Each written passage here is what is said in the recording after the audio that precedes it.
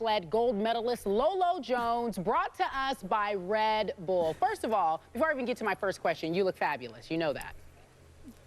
Thanks. It's a lot of makeup. No, I don't believe it. It's all natural. So, Lolo, look, you won gold with the U.S. bobsled team in the World Championships in January after a very disappointing summer. So congrats for you on that. And tell us how did it feel to take home a gold medal? I mean, I was like, well, which one do I like more? The gold medals I've won in track or in bobsled? And I think it was just equal. I mean, I was just thrilled to be able to be a part of that and to have a team effort in it was something unique for me because I'm so used to doing this on my own, and to like have other people, I was like, hey, I need this more often. Lolo, Stephen A. Smith here. Welcome to the show. And, you know, I only saw you from afar on television. I mean, you're a little bit close up now, but it doesn't bother me at all. It actually lends itself towards my question. It actually lends itself towards my question to you.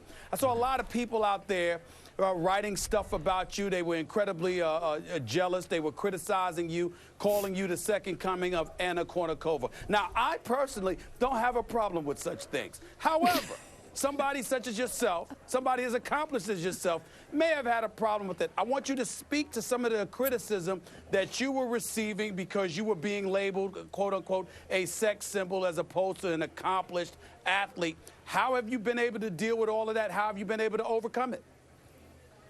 Well, I think just, you know, my new endeavor with bobsled has helped. I've just put my head down and just worked really hard at a new challenge. And hopefully my work will just silence the critics alone because, I mean, you're not going to please everyone and you're not going to shut everyone up, but I do know that I have stats. And I thought it was funny that when I won my first medal with the bobsled team, people were like, oh, that's her first gold medal ever. And I was like, I have 2 with track, so let's slow everybody's roll here.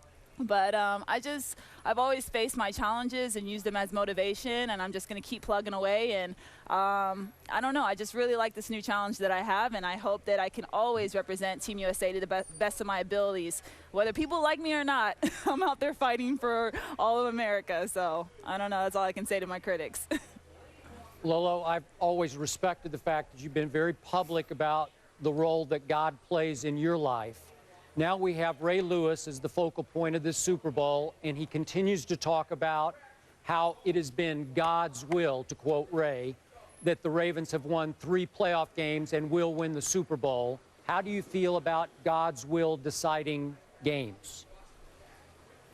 Well, that one's it's a very tough one for me. I feel like there's been times where I felt like it was God's will for me to have a successful season, but I also felt like it was God's will as well to help me to learn from certain losses. So I can't speak on Ray's behalf, but I just know that God is a huge factor in my life, and whether he wants to promote me or humble me, that is in his hands. You know, I don't think God cares about a certain game or race or performance, but he does care about the condition of our heart. And so I hope that, like, whether if we have success or if we have failures, that we always rely on him for our strength and during the whole process.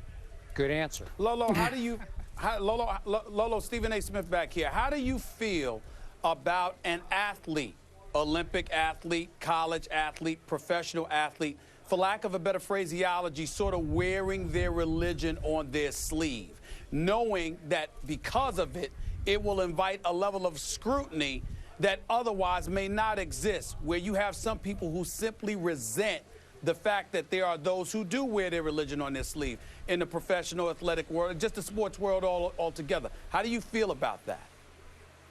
It's very tough because this was the first year that I experienced getting scrutinized for my beliefs. I thought that, you know, people would be more accepting of me coming out and talking about, like, me waiting to have sex before marriage. And little did I know that it's actually easier for you to release a sex tape in nowadays society than to tell people that you do not want to have sex before marriage. So I know people are going to get attacked for the religious beliefs, and I think it's odd and strange because we're supposed to be in a community that's accepting of this. But I would just tell them, you know, if it's something that you're passionate about, you definitely have to stand strong for what you believe in.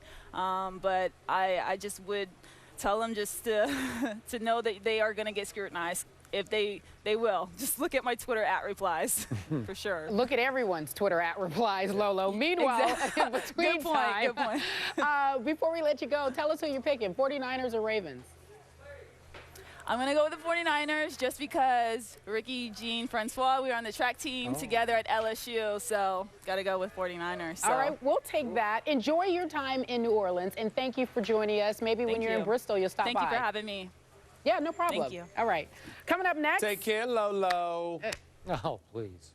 Coming up next, Westbrook with the blow-ups. You got to love Stephen A.